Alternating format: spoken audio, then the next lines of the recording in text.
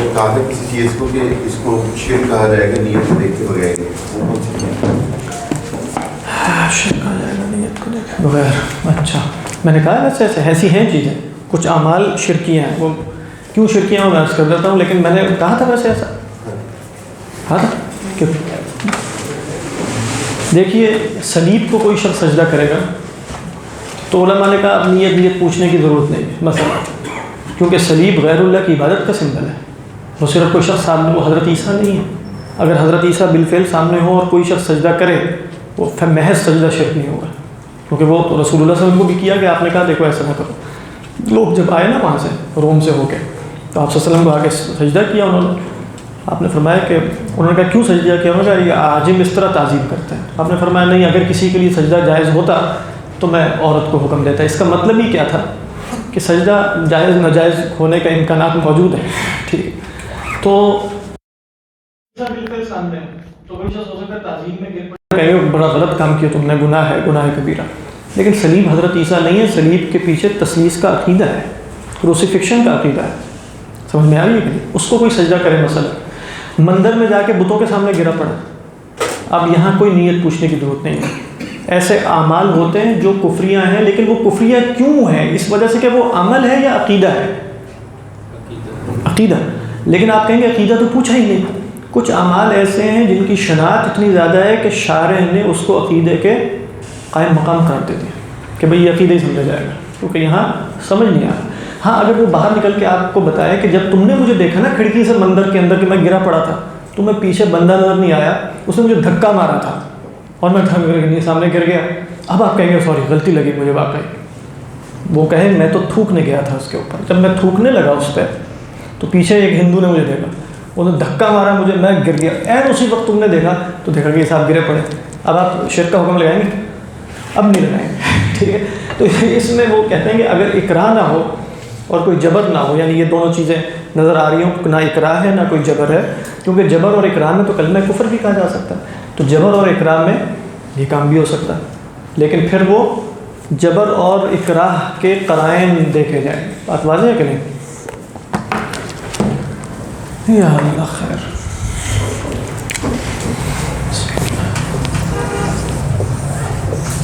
دیکھیے پچھلی 2-3 نشستوں سے ہم اسی موضوع پر ہیں اور ابھی لگتا ہے کہ اسی پر ہی رہیں گے کافی عرصہ، کیونکہ خاص تو خاص تھا اور خاص کے بعد جو ہے وہ عام، تو وہ عام ہے تو کافی عام لیکن بہت خاص نکلا وہ، یعنی عام بھی جو ہے وہ عام نہیں تھا.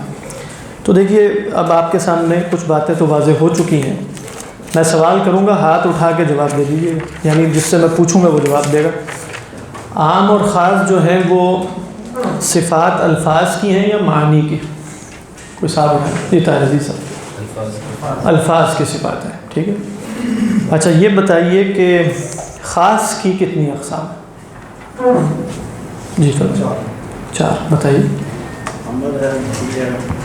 نہیں وہ نہیں، میں ابھی پوچھ رہا امر نہیں مطلب مقید نہیں پوچھ رہا، میں پوچھ رہا ہوں کہ خاص یعنی خاص شخصی تھا، خاص وہ والی، تو کتنی اقسام بنی؟ شخصی اور کلی. اور کلی کو اگر آپ 2 حصوں میں تقسیم کر دیں گے تو کیا ہوگا؟ نوعی اور جنسی. تو کتنی اقسام بن گئی؟ ویسے 3 بن گئی، یعنی خاص شخصی، خاص کلی جنسی، کلی نوعی. کلی کو شامل نہیں کریں گے اب کس کو، یہ تو اسی کی 2 اقسام ہیں، تو 4 نہیں ہوں گی بلکہ 3 ہوگی. عام کے بارے میں ہم نے کیا دیکھا کہ عام کی تعریف کیا ہے؟ عام کی تعریف کیا تھی؟ خاص کی تعریف جس کو یاد ہے اسی میں اضافہ کیا تھا نا، وہ لفظ وضع لمعنى معلوم على سبیل الاستغراق والشمول. یا ہم نے کیا دیکھا تھا؟ لفظ وضع لمسمیات محصورہ غیر محصورہ. غیر محصورہ بات واضح ہے. اچھا غیر محصورہ سے مراد تنویر صاحب، غیر محصورہ سے مراد ان کا غیر محدود ہونا ہے، یہی ہے نا؟ تو کوئی شے غیر محدود نہیں ہوتی، یعنی کوئی بھی شے انسان غیر محدود ہے. تو جب آپ نے عام کی تعریف میں یہ بات داخل کر دی کہ اس کے نیچے جو افراد ہیں، مسمیات سے کیا مراد ہے؟ مالٹے نہیں ہیں بلکہ افراد ہیں، یعنی مسمیات نہیں ہیں، تو وہ غیر محدود ہو سکتے ہیں. تو پھر ہم نے غیر محصور کیوں کہا ہے؟ ہاں تصور کی حد تک، یعنی عقل کبھی بھی آپ کو نہیں کہتی کہ مزید کا اضافہ نہیں ہو سکتا. ہو سکتا ہے جو بھی ایڈیشن ہوگی وہ اس میں جاتی ہے. یعنی جب آپ نے الانسان کہہ دیا، انسان نہیں الانسان الف لام کے ساتھ، تو یہ عام ہو گیا. تو اب الانسان میں جو کل بچہ پیدا ہوگا وہ بھی شامل ہوگا کہ نہیں؟ تو عقل کہتی ہے کہ نا یہ بچے پیدا ہونے کا سلسلہ ابد العابدین تک جاری رہ سکتا ہے کہ نہیں؟ عقل کے ہاں تو اس میں کوئی معنی نہیں ہے.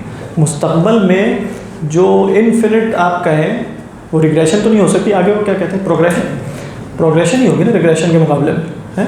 جو بھی ہے وہ ابد العابدین تک جاری رہ سکتی ہے، اس میں عقل کو کوئی مسئلہ نہیں ہے. تو غیر محصور کا مطلب یہ تھا، بالکل آپ نے ٹھیک فرمایا. پھر میں نے کچھ بتایا تھا کہ الفاظ عموم کیا ہوتے ہیں، کسی کو یاد ہے؟ یعنی الفاظ عموم کافی سارے بتائے تھے، وہ آپ کو یاد ہی ہوں گے امید ہے. کوئی ایک ایک کر کے بتا دیں. جی آپ کا نام کیا بنا؟ گوہر. جی مامن، ٹھیک ہے. لیکن سب سے پہلے تو وہ بتائیں نا جو واقع بالفعل ہے، یعنی جمع جو کیا ہو، منکر ہو یا معرف ہو، الف لام کے ساتھ، الف لام کے ساتھ ہو، کیونکہ جمع منکر اصلاً خاص میں سے ہے، کیونکہ اس میں کیا نہیں ہے، غیر محصور نہیں ہے. الرجال اور رجال ان میں فرق ہے. اور کیا ہے مثلا جمی اور کل. اور اب آگے بتائیے. مفرد اگر الف لام لگا لیا جائے جنسیہ یا استغراقیہ تو وہ کیا بن جاتا ہے؟ یعنی انسان کیا ہے؟ انسان جلدی سے بتائیے، انسان کیا ہے؟ ہاتھ کھڑا کر کے. انسان کیا ہے؟ خاص ہے. کون سا خاص؟ یہ صحیح بتایا آپ نے.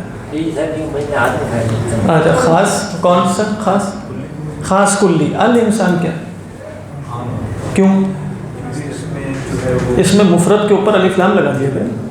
وہ جو پچھلی دفعہ عرض کیا تھا، جیسے آپ کہیں گے السارق والسارقۃ، یہاں الف لام کی جگہ آپ رکھ سکتے ہیں نا کل السارق یا کل السارقین رکھ سکتے ہیں.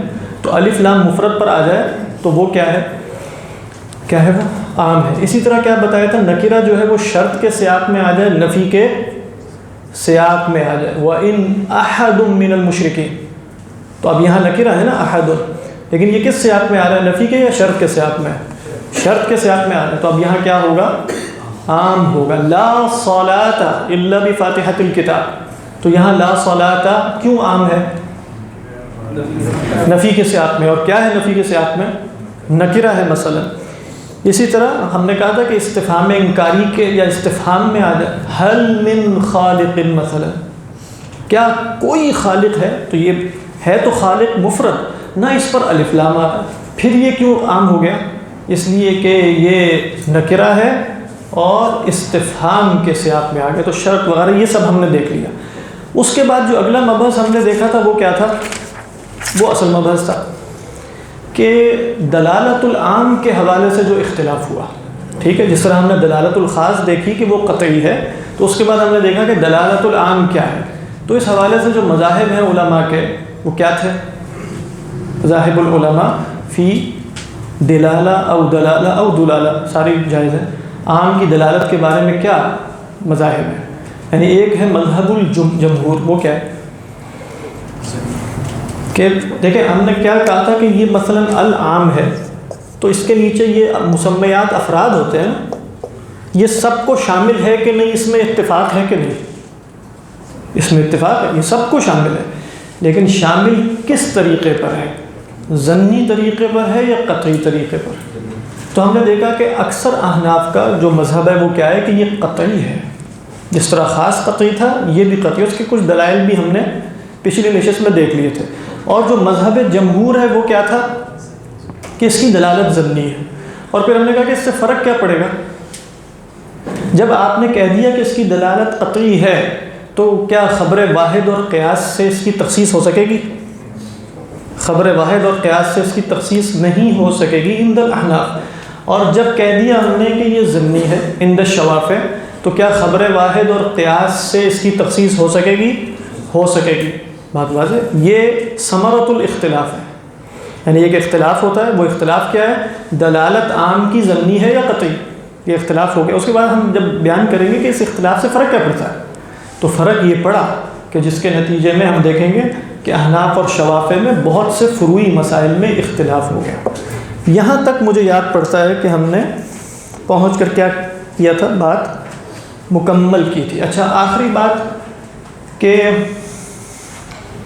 کچھ ایک میں نے مثال دی تھی سمجھانے کے لیے، وہ مثال آپ کے ذہن میں ہوگی، وہی کہ استاد کہے کلاس روم میں اور فلاں فلاں فلاں، کوئی صاحب وہ ذرا صحیح مثال عام اور ضمنی پر فٹ کر کے ذرا مجھے بتائیں. جی عاصم عزیز صاحب. نہیں میں نہیں، مطلب کوئی استاد. ہاں سب میں تقسیم کر دو، ٹھیک ہے. تو یہ یہاں عام کا لفظ کیا ہے؟ سب میں تقسیم کر دو یہ کتاب، سب ٹھیک ہے، کل یعنی. اس کے بعد نہیں، اس کے بعد میں نکل گیا کمرے سے. ٹھیک ہے، تنویر آصف کو نہیں دیں. ٹھیک نہیں، اب یہاں تھوڑی سی گڑبڑ ہوگی. یعنی اب آپ نے بتانا ہے کہ یہاں کس کے ہاں نکلے اور کس کے ہاں نہیں نکلے. یعنی ہو سکتا ہے یہ کہیں آپ سے کیا اپنے طاہر عزیز صاحب کہ نہیں سب کو ملے گی، میں کہہ کے طاہر عزیز صاحب سے گیا تھا. آپ کے نزدیک جو ہے نا کہ وہ کہیں گے نہیں، کیونکہ وہ کہے ہمیں، کیونکہ وہ اپنے واحد آ گئے نا. ہاں وہ کہتے ہیں کہ ہم جو ہے نا جب سب کو کہتے ہیں سب کو ملے. یہ کون کہہ رہے ہیں؟ یہ احناف کہہ رہے ہیں. اچھا احناف کہہ رہے ہیں، ٹھیک ہے. جو دوسرے وہ کیا کہتے ہیں؟ کہہ رہے ہیں کہ نہیں کیونکہ اس میں واحد پہلے ہی ضمنی دلالت تھی، تو یہ صاحب آ گئے تو کہ ہم ٹھیک ہے ان کو نکال دیں گے. ہاں ٹھیک. تو احناف نے یہ ان کو صادق اور امین نہیں کہا جو صاحب آ رہے ہیں؟ صادق اور امین تو کہا ان کو. ہاں یہ بات ہے، یعنی وہ بالکل سچا آدمی ہے. لیکن کیا ایک ہی لیول ہے کہ استاد کمرے میں کھڑے ہو کر یہ کہہ رہا ہے اور اس کے 10 کلومیٹر دور پہنچنے کے بعد ایک صاحب آئے ہیں کہ مجھے انہوں نے کہا؟ کیا دونوں ایک لیول کی دلیل ہے؟ اگر استاد واپس آ کر ہی کہہ دے مثلا تو پھر کوئی احتمال رہے گا نہیں ہے. تو یہ مثال ہے، یہ مثال ابھی آگے بھی آنے والی ہے، اس لیے میں نے اس کو دوبارہ یاد کروا دیا، کیونکہ اس سے سمجھ میں آ جاتا ہے کہ بھئی ثمرہ اختلاف کیا ہے. ثمرہ اختلاف کیا ہے؟ سر پر اتنی چھوٹی سی بات پہ اختلاف کرنے کی ضرورت ہے؟ یہ تو آپ نے کہتے ہیں نا گلی مکا دی، یعنی اصول فقہ کا جو ہے وہ جنازہ ہی نکل گیا. نہیں اس میں اختلاف ہو جائے گا نا. ابھی ہم دیکھ رہے ہیں قرآن مجید میں، ابھی ہم اس کی مثالیں دیکھیں گے تو آپ دیکھیں گے کہ اختلاف ہو گئے. اب میں نے آپ سے عرض یہ کیا تھا کہ اب ہم اس کی کچھ جو پریکٹیکل اپلیکیشن ہے وہ دیکھتے ہیں. کہاں سے؟ وہ دیکھتے ہیں ہم اصول شاشی سے.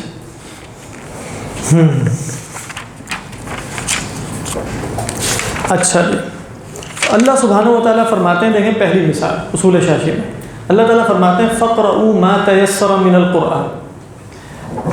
آپ نے مجھے یہ بتانا ہے کہ یہاں عام کہاں آیا ہے. اب آپ لوگ عربی بھی جانتے ہیں. فَقْرَؤُوا مَا تَيَسَّرَ، پڑھو جو آسانی سے ہو، من القرآن، قرآن میں سے. یہاں کہاں ہے عام؟ ما تیسر. تو کیا ہم نے جو الفاظ عموم دیکھے تھے اس میں کیا پتہ چلا؟ یہ ما جو موصولہ ہے یہ عموم پر دلالت کر رہا ہے. تو جو بھی آسانی سے ہو سکے قرآن میں سے پڑھ لو. اب کیا ہوا؟ حدیث آئی. حدیث میں کیا کہا؟ اللہ کے رسول صلی اللہ علیہ وسلم نے فرمایا لا صلاۃ الا بفاتحۃ الکتاب، لا صلاۃ الا بفاتحۃ الکتاب. اس سے کیا پتہ چلا؟ عام کی کہاں تخصیص ہوئی ہے اس حدیث سے؟ لا صلاۃ الا بفاتحۃ الکتاب، یعنی وہاں ماں میں کس نے یہاں کس شے نے یہاں مخصص کیا؟ یعنی کیا چیز چلے آپ یوں میں مخصص کیا ہوئی ہے؟ وہاں تک جو آسانی سے ہو. قرآن تو فاتحہ کے سوا بھی ہے، فاتحہ کو بھی شامل تھا، غیر فاتحہ کو بھی شامل تھا. اللہ کے رسول صلی اللہ علیہ وسلم نے فرمایا کہ نماز میں فاتحہ پڑھنا ضروری ہے. تو کیا اس حدیث سے تخصیص کی جا سکتی ہے عام کی احناف کے ہاں؟ شوافے کے ہاں تو بالکل ہو جائے گی فوراً. وہ کہیں گے اس کی دلالت پہلے ہی ضمنی تھی اور حدیث بھی خبر واحد ہے، ہم فوراً کر دیں گے. ہم کہیں گے فاتحہ کے بغیر نماز نہیں ہوگی، بات واضح ہے. لیکن احناف کیا کہیں گے؟ احناف کیا حدیث کو چھوڑ دیتے ہیں یا حد الامکان کوشش کرتے ہیں جمع کرنے کی؟ تو جمع کرنے کی. تو کیا جمع کیا ہوگا انہوں نے؟ پہلے ہم خاص کے مبحث میں بھی دیکھ چکے ہیں، یہاں بھی آپ کو سمجھ میں آ رہا ہوگا. کیا جمع کیا کہ انہوں نے کہا کہ فَقْرَؤُوا مَا تَيَسَّرَ، مطلق قرات تو قرآن کی نص سے فرض ہو گئی، لیکن سورۃ الفاتحہ کی قراءت کیا ہوئی؟ واجب ہو گئی. تو ہم نے تخصیص نہیں کی. تخصیص کب ہوتی؟ جب ہم قرآن کے حکم میں تخصیص کرتے. قرآن کا حکم تھا فرضیت کا، ہم نے فرضیت میں کوئی تخصیص نہیں کی. اگر ہم کہتے ہیں کہ سورہ فاتحہ بھی فرض ہے تو یہ فرضیت میں تخصیص ہوتی، تو ہم نے کہا نہیں یہ واجب ہے. کیا فرق پڑے گا اس سے واجب اور فرض کہنے سے؟ آپ نماز میں کھڑے ہوتے ہیں اور آیات پڑھتے ہیں، 2-4 آیات کہیں سے پڑھ کے رکوع کر دیتے ہیں، نماز مکمل کرتے ہیں، آخر میں سجدہ سہو کر لیتے ہیں تو نماز ہو جائے گی کہ نہیں؟ ہو جائے گی، لیکن شوافع کے ہاں ہو جائے گی؟ نہیں ہوگی، کیونکہ آپ نے فرض کو چھوڑ دیا۔ تو اب یہاں کیوں اختلاف ہو رہا ہے؟ فَقْرَؤُوا مَا تَيَسَّرَ میں ماں کی دلالت قطعی ہے ضمنی، اور اس کی بنیاد پہ حدیث سے تخصیص ہوگی یا نہیں ہوگی۔ ویسے احناف اس کو تخصیص نہیں کہتے، یہ نسخ ہے، وہ ابھی ہم انشاءاللہ ہو سکتا ہے آج ہی دیکھیں، اور وہ بھی بہت خوبصورت مبحث ہے، یعنی بہت دلچسپ ہے کہ احناف کے ہاں تخصیص ہوتی کیسے، اور ان کا ایسا تصور ہے جو ہمارے باقی فقہاء میں سے کسی کا نہیں، ایک خاص تخصیص کا تصور بہت دقیق ہے۔ آپ دیکھیں نہ امام شافعی علیہ الرحمہ کے ہاں وہ تصور ہے، نہ امام مالک کے ہاں، وہ تخصیص اور نسخ میں فرق کرتے ہیں، اور پھر وہ بتائیں گے کہ تخصیص کب ہوتی ہے اور اس کی شرائط کیا ہے۔ اگلی مثال دیکھیں جی۔ آپ نے کہا کہ یہ قرآن کی آیت ہے وہ شافعیوں کے یہاں ظنی ہے، قرآن کی آیت نہیں ضمنی، وہ جو ماں کا لفظ آ رہا ہے نا اس کی دلالت ضمنی ہے، وہ لفظ اپنے ثبوت کے اعتبار سے قطعی، اپنی دلالت کے اعتبار سے، یعنی اس میں پورا قرآن ما تیسرہ میں پورا قرآن شامل ہے، لیکن یہ شامل ہونا علی سبیل الظن ہے کہ علی سبیل القطع ہے؟ علی سبیل الظن۔ احناف کے ہاں کیا ہے؟ پورا قرآن شامل ہے علی سبیل القطع۔ بات ہے۔ اس کے بعد آپ دیکھیے دوسری مثال ہے، اللہ تعالیٰ فرماتے ہیں وَلَا تَأْكُلُوا مِمَّا لَمْ يُذْكَرْ اسْمُ اللَّهِ عَلَيْهِ، وَلَا تَأْكُلُوا نہ کھاؤ، مما اس میں سے، لم یذکر نہیں لیا گیا، اسم اللہ علیہ اللہ کا نام اس پر۔ یہاں کہاں آ رہا ہے ماں؟ سوری عام کہاں آ رہا ہے؟ ہاں یعنی ماں، یعنی نہ کھاؤ اس میں سے جو، جس پر کیا خدا کا نام نہیں لیا گیا۔ بات واضح؟ اچھا یہ تھوڑا سا ذرا مشکل سا مسئلہ ہے، یعنی آپ دیکھیں یہ ہے ما لم یذکر اسم اللہ علیہ، یہ ہے ما عام۔ دیکھیں ما لم یذکر اسم اللہ علیہ کے نیچے کیا کیا ہو سکتا ہے؟ ممکن کیا ہے؟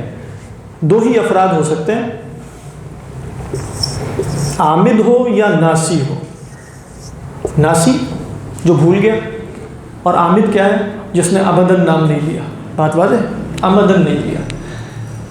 اب اللہ کے رسول صلی اللہ علیہ وسلم کی ایک حدیث آئی کہ جب آپ سے پوچھا گیا کہ کچھ لوگ نام نہیں لیتے یا ہمیں پتہ ہی نہیں ہوتا انہوں نے لیا ہے کہ نہیں لیا، ہیں وہ مسلمان، تو آپ نے فرمایا کہ اسم اللہ فی قلب کل مسلم، اسم اللہ فی قلب کل مسلم، اللہ کا نام تو ہر مسلمان کے دل میں ہے، تو لہذا کھا لیا کرو۔ اب کیا ہوا کہ گویا امام شافعی علیہ الرحمہ نے تخصیص کر دی اس حدیث کے ذریعے کہ اگر وہ عمدن بھی ترک کر دے تب بھی جائز ہے، تب بھی جائز ہے، ٹھیک ہے۔ اچھا احناف کہتے ہیں ایسا نہیں ہو سکتا، ناسی اگر چھوڑے گا تو ان کے ہاں بھی جائز ہے، لیکن ان کے ہاں یہ جائز ہوا ہے ماں کے نسخ کے ذریعے جو کچھ اور روایات سے اور قرآن کی آیت سے۔ ربنا لا تؤاخذنا ان نسینا، وہ تخصیص نہیں ہے، وہ تخصیص نہیں ہے، وہ تخصیص ہم بعد میں دیکھیں گے وہ کیا ہوتی ہے۔ ربنا لا تؤاخذنا ان نسینا سے یہ والا حکم منسوخ ہو گیا ہے، یہ تھا، لیکن منسوخ کے بعد ہوتا یہ ہے کہ عام کی دلالت اپنے باقی افراد پر قطعی رہتی ہے۔ یہ تھوڑی سی بات کا مبحث ہے، ہم دیکھیں گے تخصیص کے بعد ضمنی ہو جاتی ہے احناف کے ہاں بھی، لیکن نسخ ہوا نا ادھر، ٹھیک ہے۔ اب اس کے تحت ایک ہی فرد رہ گیا، وہ کون ہے؟ عامد، ایک ہی رہ گیا نا۔ اب انہوں نے اس حدیث سے اس کی بھی تخصیص کر دی، تو اب احناف کیا کہیں گے؟ عام کی دلالت یہاں ابھی قطعی تھی کہ ضمنی ہو گئی تھی، اس کے بعد قطعی ہی رہی تھی، وہ تخصیص کریں گے؟ وہ نہیں کریں گے، تو لہذا وہ کیا کہیں گے؟ اگر عمدن کوئی ترک کرے گا اور وہ مسلمان ہوا تو اس کا ذبیحہ جائز ہوگا، اس کا ذبیحہ جائز نہیں ہوگا۔ امام شافعی علیہ رحمہ فرماتے ہیں اس کا ذبیحہ جائز ہوگا۔ واضح کہ نہیں؟ اس میں جو نسخ ہو رہا ہے وہ ایک اس دلیل پہ ہو رہا ہے کہ دوسری آیت آئی تھی، لیکن اس میں کیا یہ قطعی طور پہ ثابت ہے کہ وہ آیت اس کے بعد نازل ہوئی؟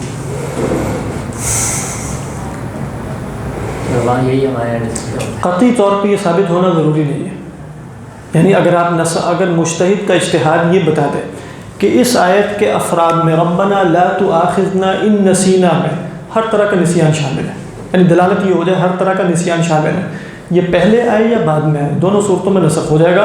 احناف کے ہاں نسخ کے لیے پہلے اور بعد بھی شرط نہیں ہے، وہ آپ دیکھیں گے بس تخصیص کے لیے اس کا مقارن ہونا شرط ہے، اس کے سوا جو کچھ ہوگا وہ یا قصر ہوگا یا نسخ ہوگا۔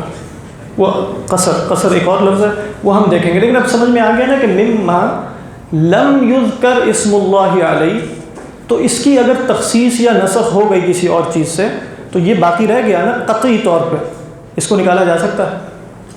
نہیں نکالا جا سکتا، لہذا احناف نے یہ کہا۔ اور ایک اور بات بھی انہوں نے کہی، وہ اس میں نہیں ہے، وہ تفاسیر میں ملتی ہے کہ اس کی صورت میں تو بلکہ اصول شاشی میں بھی ہے، عام کے نیچے کوئی فرد ہی نہیں رہے گا یعنی آپ دیکھیں عام کی تخصیص ہوگی بھی تو اتنی تخصیص ہوتی ہے کہ اس کے نیچے کچھ افراد رہ جائیں۔ اب وہ کہہ رہے ہیں کہ ما لم یذکر کے تو دو ہی فرد ہے، یا عامد ہے یا ناسی ہے، آپ نے دونوں اٹھا دیے، تو یہ ما لم یذکر سے مراد کیا ہے؟ یعنی اللہ یہ کہہ رہے ہیں لا تأکلوا مما لم یذکر اسم اللہ علیہ، اور آپ نے کہا کہ نہ عامد نہ ناسی دونوں کا کھا سکتا، پھر مراد کیا؟ مراد پھر انہوں نے بتائی ہے ویسے، لیکن احناف نے یہ دلیل دی، انہوں نے یہ بتائی کہ یہاں مراد غیر اللہ کا نام لینا ہے، محض نام ترک کرنا نہیں ہے بلکہ غیر اللہ کا نام لینا، لیکن یہ مثال ہے۔ بات واضح ہو گئی؟ اگلی مثال دیکھیں، اللہ کے رسول اللہ سبحانہ و تعالیٰ فرماتے ہیں سورہ نساء میں کہ کون کون سی خواتین تم پر حرام کی گئی، ان میں بتایا وَأُمَّهَاتُكُمُ اللَّاتِي أَرْضَعْنَكُمْ، یہ بتایا نا، یہاں عام کا ہے أُمَّهَاتُكُمُ اللَّاتِي أَرْضَعْنَكُمْ، ہاں اب بتاؤ پوری طرح بتاؤ،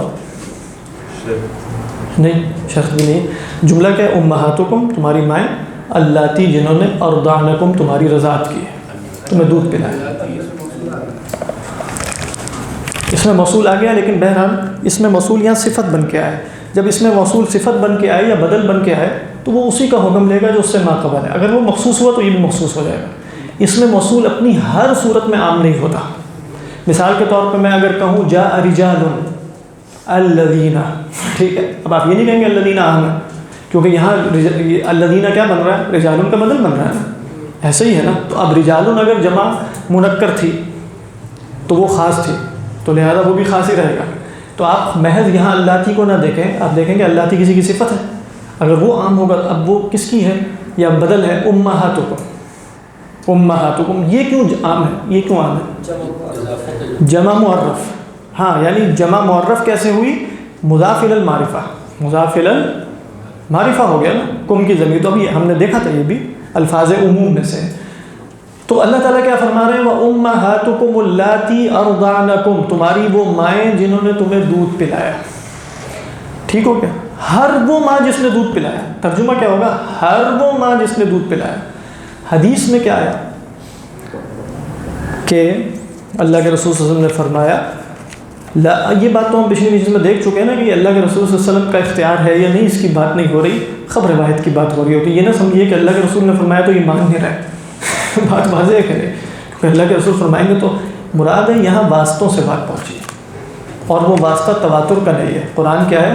تواتر ہے، قرآن بھی ہمیں اللہ کے رسول نہیں بتایا، اور جو غیر اس کے سوائے وہ بھی اللہ کے رسول صلی اللہ علیہ وسلم نے فرمایا۔ اللہ کے رسول صلی اللہ علیہ وسلم نے فرمایا لا تحرم المصۃ ولا المصۃ، ایک دفعہ کا چوسنا، مصہ کیا ہے؟ چوسنا، ایک دفعہ کا چوسنا یا دودھ پینا یا دو دفعہ کا اس سے حرمت ثابت نہیں ہوتی، ولل املاجۃ ولل املاجتان، نہ ایک دفعہ اس کو منہ میں ڈالنا یا دو دفعہ ڈالنا، بات واضح؟ اس سے تخصیص کہاں ہوئی ہے ویسے آپ بتائیں؟ کس جو امہاتم کو کی تخصیص کیسے ہو رہی ہے؟ فعل ہے اور اس میں ایک دفعہ سے ثابت نہیں، اس کو بھی نہ چھوڑے، آپ کہیں صرف مجھے یہ بتائیں امہاتکم کی تخصیص کیسے ہوئی ہے؟ امہاتکم میں ساری مائیں تھیں نا جنہوں نے دودھ پلایا، ساری، آپ صلی اللہ علیہ وسلم، یعنی یہاں حدیث سے کیا پتہ چل رہا ہے؟ ساری نہیں، جنہوں نے زیادہ پلایا، بات واضح؟ یعنی امہاتکم اللاتی ارضعنکم میں یہ عام تھا جس نے بھی دودھ پلایا۔ کیا دودھ پلانے والی ماں کا اطلاق ایک دفعہ پلانے والی پر بھی ہوگا کہ نہیں ہوگا؟ بالکل ہوگا، دو دفعہ میں بھی ہوگی، لیکن حدیث میں ہمیں بتایا جا رہا ہے کہ اس طرح نہیں ہوتا۔ ایک اور حدیث میں خمس رضاعات مشبعات، جو سیدہ عائشہ کی حدیث ہے کہ ہم قرآن میں یہ پڑھا کرتے تھے خمس رضاعات مشبعات، کہ 5 دفعہ کا دودھ پینا کہ جو سیر ہو کر بچے کو دودھ پلا دے، اس سے حرمت ثابت ہوتی ہے۔ تو اب کیا ہو رہا ہے، قرآن کی آیت عام ہے، امام شافعی نے تخصیص کر دی، انہوں نے کہا ٹھیک ہے مطلق دودھ پلانے سے حرمت نہیں ہوگی، ان شرائط کے ساتھ جو بھی فقہ میں اب بیان کی گئی ہیں ان شرائط کے ساتھ حرمت ثابت ہوگی۔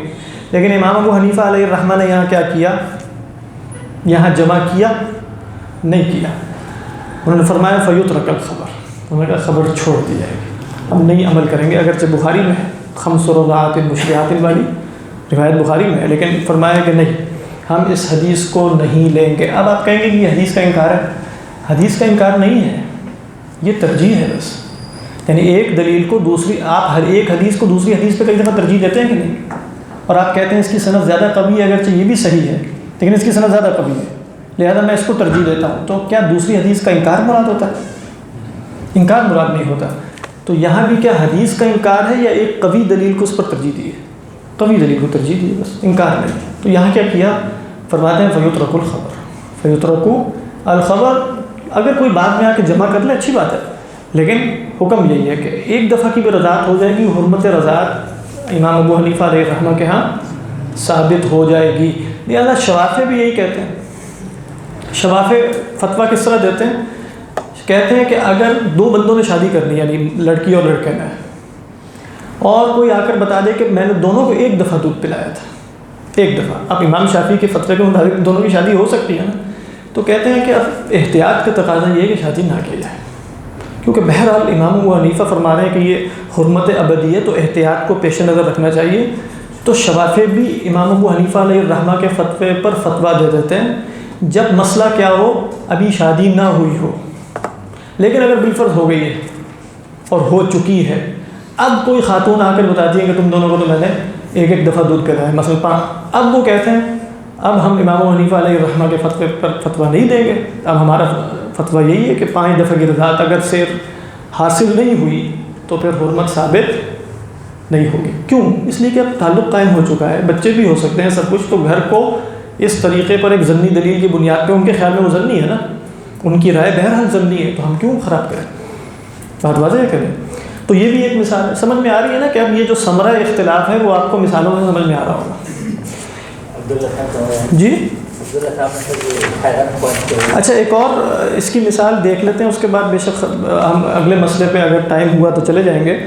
وہ مثال یہ ہے کہ یار نیچے جا رہی ہے کتاب بڑی، اللہ تعالیٰ فرماتے ہیں والسارق والسارقۃ فاقطعوا ایدیہما، ٹھیک ہے، السارق والسارقہ فاقطعوا ایدیہما جزاء بما کسبا، چور مرد ہو یا عورت ہو اس کے ہاتھوں کو کاٹ دو، یہ جزا ہے جو اس نے کمایا، جزاء بما کسب، کہاں ہے عام ما کسبا، یعنی یہ جزا کس کی ہے، ما کسبا، جو بھی اس نے کمایا اس کی جزا کیا ہے، ہاتھ کٹنا۔ اب سوال یہ پیدا ہوا کہ ہاتھ کاٹنے کے بعد اگر اس کے پاس مال مسروقہ موجود ہے جو اس نے چرایا تھا، وہ تو ہر صورت میں واپس لوٹایا جائے گا، کیوں؟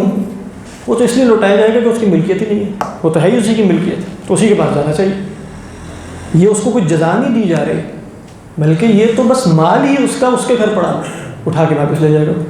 سوال یہ ہوا کہ اگر وہ مال وہ کھا پی چکا ہو، ٹھیک ہے، اس کے بعد پکڑا گیا وہ اور پھر چوری کی سزا اس پر نافذ ہوئی، امام شافعی علیہ الرحمہ قیاس کی بنیاد پہ، یہاں حدیث نہیں ہے، یہاں کس بنیاد پہ، قیاس کی بنیاد پہ کہ جو مال غصب کرتا ہے وہ مال بھی تو واپس لوٹاتا ہے، تو کہا کہ اس کو مال بھی لوٹانا پڑے گا، یعنی اگر اس نے کھا پی کے 10,000 ختم بھی کر دیے ہیں تو 10,000 اسے واپس دینے پڑیں گے، وہ اس کے ذمہ قرض رہے گا ہاتھ کٹنے کے باوجود۔ امام ابو حنیفہ علیہ الرحمہ فرماتے ہیں نہیں، اس صورت میں نہیں، کیوں؟ کیونکہ آپ نے قیاس کے ذریعے کیا کیا ہے، ماں کی تخصیص کر دی ہے، جزاء بما، یہ بدلہ ہے ہاتھ کاٹنا، اس نے جو بھی کمایا ہے اس کا، تو اس کی کمائی میں اب اس مال مسروقہ کا ضیاع بھی شامل ہے نا، ہے کہ نہیں شامل؟ شامل ہے، تو اب ما کسبا میں یہ سب شامل ہے کہ نہیں؟ تو آپ ما کسبا کے عموم میں تخصیص کیسے کر رہے ہیں؟ قیاساً علی الغاصب، قیاساً علی الغاصب، غصب کرنے والے پر قیاس کرتے ہوئے، نہیں مانیں گے ہم۔ آپ ویسے دیکھیں امام ابو حنیفہ علیہ الرحمہ کے بارے میں مشہور یہ ہے کہ وہ قیاس کا زیادہ استعمال کرتے ہیں، لیکن آپ یہاں دیکھ رہے ہیں کہ امام شافعی علیہ الرحمہ اس جگہ قیاس کے ذریعے حکم کی تخصیص کریں، کہتے ہیں ہم قیاس کو نہیں مانتے، ہم یہاں قیاس سے حکم کی تخصیص نہیں کریں گے. بات واضح ہو رہی ہے کہ اگر اس کے پاس مال موجود ہے اور پھر وہ واپس کر رہا ہے، یہ بھی تو یہ جزا ہے ہی نہیں، یہ جزا تھوڑی، مال مسروقہ تو اس کا ہے ہی نہیں، وہ تو پکڑا گیا. یہ ذہن میں رکھیے، وہ شخص کیا ہے، وہ پکڑا گیا. مال پڑا ہوا ہے نا، مال پر اس کا استحقاق ثابت ہو گیا تھا، وہ مال تھا ہی اس کا نہیں، وہ اس کے گھر میں پڑا ہوا ہے، وہ آٹے کی بوری ادھر چلی گئی، تو اب کیا کہ اس کو تو پکڑ لیا، اب وہ آٹے کی بوری پڑی ہے تو وہ کیا کس کو دے، مالک کو دے دیں گے، بس اس کو کوئی جزا نہیں دی جا رہی اس کی. وہ آٹے کی بوری اٹھا کے مالک کو واپس کرتی ہوں گے اس کی، لیکن وہ آٹے کی بوری کھا چکا ہے، آٹا روٹی بنا کے، اب وہ کھا چکا ہے، ٹھیک ہے، یہ اس کا ایک فعل ہے جو اس نے غلط کیا، لیکن فرمایا جزا بما کسب. تو اب ہم اس میں، لیکن مطلب اختلافی مسئلہ ہے، لیکن وہ اس نظر سے دیکھ رہے ہیں اس کو، جزا بما ومن دخلہ کان آمنا. آخری مثال چلے یا سیکنڈ لاسٹ ہو سکتا ہے. من دخلہ کان آمنا، یہاں عام کا ہے، من دخلہ، یعنی من دخلہ کیوں عام ہے یہاں، کس بنیاد پہ؟ ٹھیک ہے من آ گیا، لیکن من یہاں مائے موصولہ کی وجہ سے ہوا یا شرط کی وجہ سے ہوا؟ شرط کی وجہ سے. من دخلہ کان آمنا، جواب شرط، یعنی جو بھی داخل ہوگا وہ امن میں ہوگا. اب یہاں پھر سوال پیدا ہوا، ایسی جنایت جس پر حد نافذ ہوتی ہو، وہ حد کہ جس میں اس کا سر قلم کیا جائے گا، مار دیا جائے گا، رجم کیا جائے گا، قصاص یا حد حرابہ، ٹھیک ہے، وہ اس نے حرم کے باہر کی، حرم کے اندر اگر کی ہے تو سب متفق ہیں کہ حرم کے اندر کی ہے تو حرم میں اس پر سزا نافذ ہو جائے گی، حرم کے اندر بھی ہو جائے گی. لیکن حرم سے باہر کر کے آیا اور اندر آ کے چھپ گیا حدود حرم کے، اور حدود حرم کے بارے میں کیا ہے، من دخلہ کان آمنا، اور کان آمنا ہے تو خبر، لیکن مراد اس سے کیا ہے، امر، یعنی کان آمنا کا مطلب ہے فأمنوا، اس کو امن دو. تو اب کیا ہوا اس کا مطلب، جو بھی داخل ہو اس کو امن دو. اب امام ابو حنیفہ علیہ الرحمہ فرما رہے ہیں اگر وہ جنایت اس نے خارج از حرم کی تو اس کی سزا اسے حرم میں نہیں دی جائے گی، حرم میں حد نافذ نہیں ہوگی، کیونکہ اللہ نے فرمایا ومن دخلہ کان آمنا. پھر کیا کریں، اس کو نافذ نہ کریں، باہر نکالو، باہر نکالو اس کو، حدود حرم سے باہر نکالو اور جا کے سزا دے دو. امام شافعی علیہ الرحمہ فرماتے ہیں کہ ایک حدیث کی بنیاد پہ کہ خون سے یعنی جنایت کر کے بھاگا ہوا شخص اس کو حرم پناہ نہیں دیتا، اگرچہ اس کو دو طریقوں پہ بھی سمجھا جا سکتا ہے. امام حنیفہ نے کہا پناہ دینے سے نام مراد یہ ہے اس کو باہر نکال دو وہاں سے. وہ فرماتے ہیں کہ نہیں، اس کو وہاں اس پر حد نافذ ہو جائے گی. امام حنیفہ فرماتے ہیں یہ حدیث سے تخصیص ہے، کس کی، من دخلہ کان آمنا. مثالیں سمجھ میں آ رہی ہے نا، تو یہ اس کا ثمرہ ہے. اس کو بھی کیسی صورت ہے، حرم میں ہی اس نے جنایت بھی حرم میں کی، اس پہ تو اناف بھی، اناف بھی ہے، اس لیے کہ اس کا جو جرم ہے وہ حرم کے اندر ہے. تخصیص یہاں پہ تخصیص نہیں ہو رہی، وہ نسخ ہے، اصل میں تخصیص تو ہو ہی نہیں سکتی. اور نسخ مشہور خبر کی بنیاد پہ یا صحابہ کے عمل کے بنیاد پہ، یعنی انڈین وہ جب کہتے ہیں نا نسخ ہے، تو اس کا ہم انشاءاللہ فائدہ دیکھیں گے. اس سے عام کی دلالت قطعی رہتی ہے، عام کی دلالت ضمنی بنانے کے لیے تو بس تخصیص ہوتی ہے. تخصیص ان کے یہاں بڑی مشکل سے ہوتی ہے، وہ مشکل ہی مثالیں ہیں اس کی کہ وہ کہیں کہ تخصیص ہو گئی. یہاں تک بات واضح ہے. جنایت سے مراد ہے کوئی اس نے کیپٹل پنشمنٹ جس میں آتی ہو نا، ایسا کوئی جرم کیا اس نے، یعنی یہاں جنایت سے مراد یہ ہے. اطراف جو ہے نا، اطراف یعنی اس کا ہاتھ کاٹنا ہے یا اس نے کسی کا ہاتھ کاٹا تو قصاصاً ہاتھ، یہ سب کے ہاں حدود حرم کے اندر ہو جائے گا. کیا نہیں ہوگا، جس میں گردن یعنی جس میں اس کو مارا جانا ہے، اس میں یہ اختلاف ہے. محل نزاع کہاں ہے، یہ والی جگہ. اب اگلا جو مسئلہ ہے یہ بہت ہی زبردست ہے، اگر آپ کے اندر ہمت ہے تو. ابھی ہے نا 15 منٹ، 15 یہ 10 تھے، 10 میرا 15 کر لیتے ہیں. اہم جو ہے یہ دیکھیں، ہم دیکھ رہے ہیں آپ، اس میں سے وہ کہتے ہیں کہ دو قسمیں ہیں اس کی. ایک اعتبار سے تخصیص کے اعتبار سے، تخصیص کے اعتبار سے کیا ہیں، دو قسمیں. ایک کیا ہے، وہ ہے عام خص منہ البعض، اور دوسرا کیا ہے، عام لم یخص منہ البعض.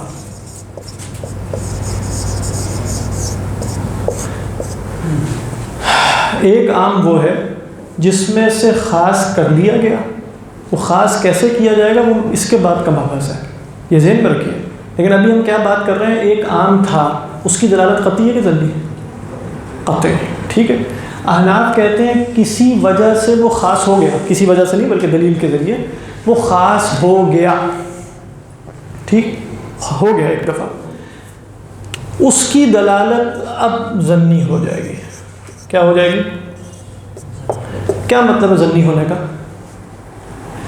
اگر شروط تخصیص کے مطابق اس کو ایک دفعہ خاص کر لیا گیا تو اب باقی افراد بھی تو ہے نا اس کے اندر, ان پر دلالت کیا رہ جائے گی؟ ظنی. یعنی حدیث, خبر واحد, قیاس کے ذریعے تخصیص مزید ہو سکے گی کہ نہیں ہو سکے گی. اور یہ ہم نے وہ دیکھ لیا کہ عام وہ جس میں سے تخصیص نہیں ہوئی اس کی دلالت کیا ہوتی ہے؟ جو ابھی ہم عام دیکھ رہے تھے اتنی دیر سے, وہ کیا ہے؟ قطعی ہے. ٹھیک ہے. اچھا دیکھیے یہ ظنی جو انہوں نے کہا اس کی ریزننگ کیا ہے, یعنی کیوں وہ کہہ رہے ہیں کہ وہ عام کہ جس میں سے تخصیص ہو چکی ہے وہ ظنی ہے. وہ کہتے ہیں کہ جو مخصوص ہے, ایک تو ہوتا ہے مخصص جو خاص کر رہے ہیں آ کے, وہ دلیل ہوگی ہم دیکھیں گے. جس نے مخصوص کیا ہے اسے, یا اللہ خیر یہ تاروں کا جو ہے نا نظام, جو مخصوص ہوا ہے اب بیچ میں, یا وہ مجہول ہوگا یا معلوم ہوگا. ابھی اس کی وضاحت کرتے ہیں اسی مثال کے ذریعے جو پہلے مثال دی تھی.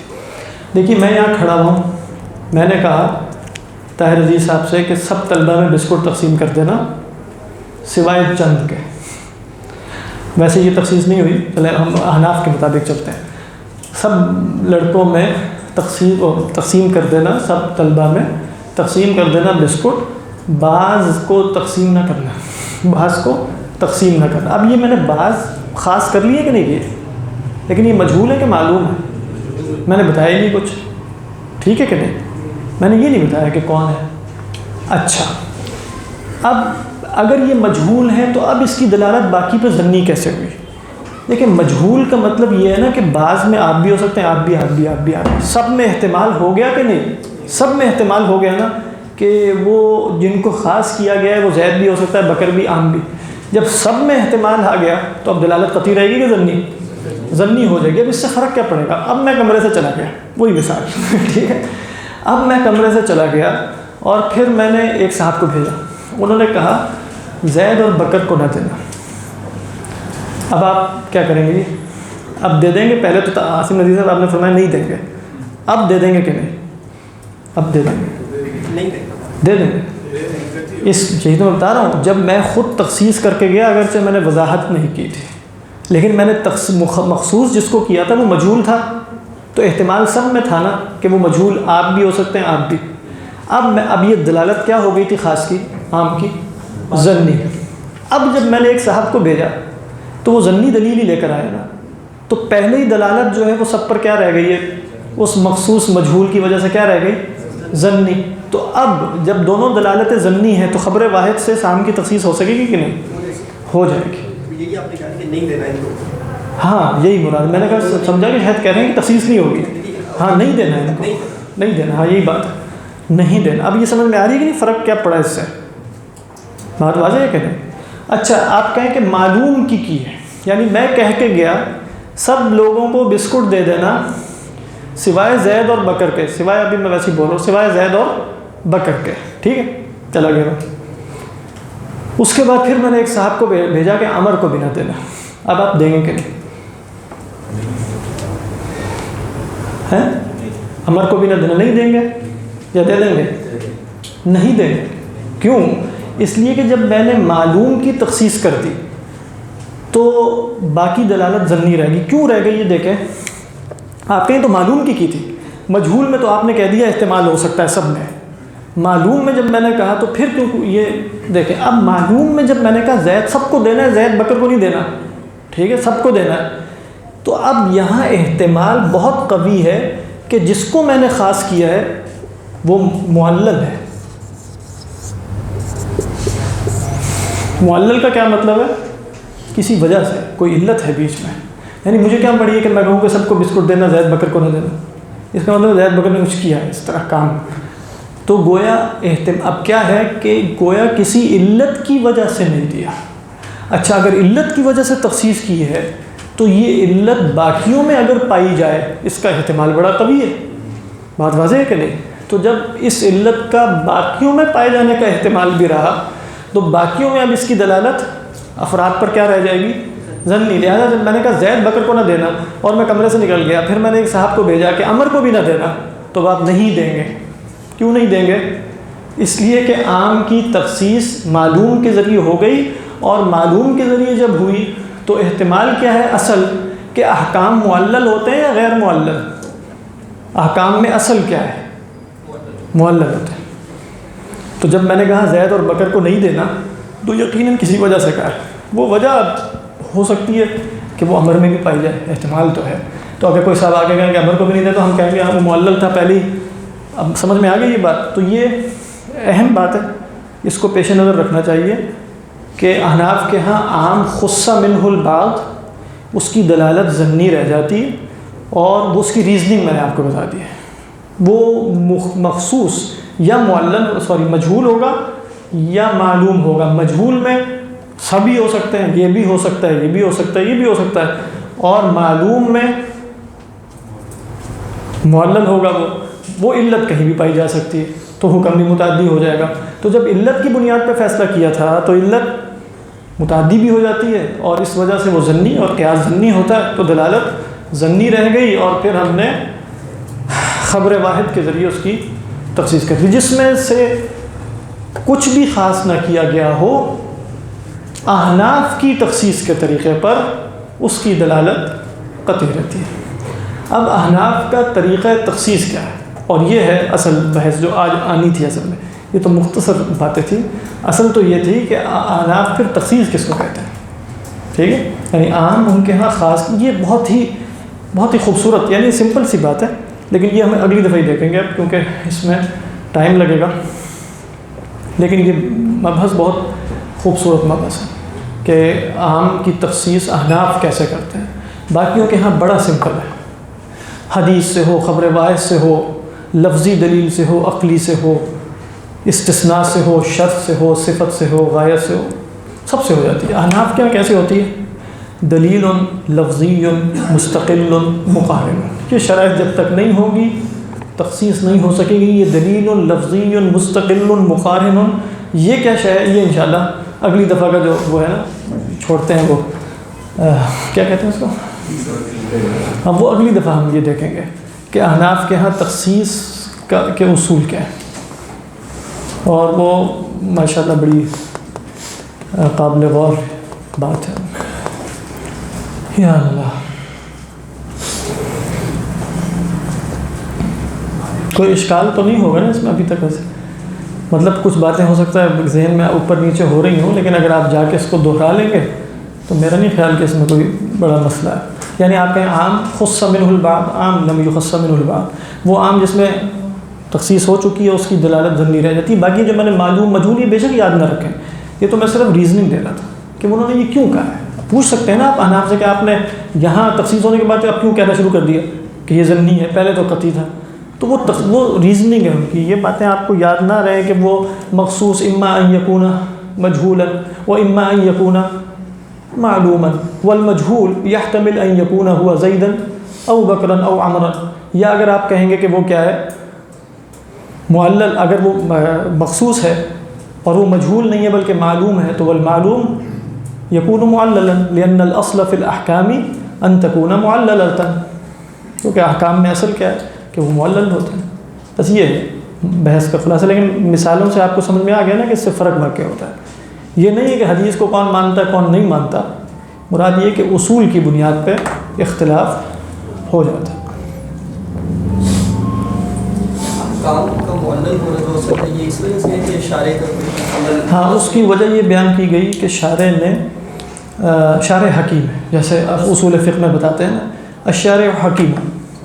یہاں تعلیل سے مراد کلامی معنی میں تعلیل نہیں ہوتی، ٹھیک ہے، وہ اصول فقہ کے معنی میں ہوتی ہے. اور پھر یہ کہ یہ بھی بتاتے ہیں کہ شارع نے جو ہے وہ احکام محکمات دیے ہیں اور اس میں نسخ نہیں ہوگا. پھر وہ بتاتے ہیں کہ وقائع جو ہیں وہ محصورہ ہیں، نصوص محصورہ ہیں، وقائع جو ہیں وہ غیر محصورہ ہیں.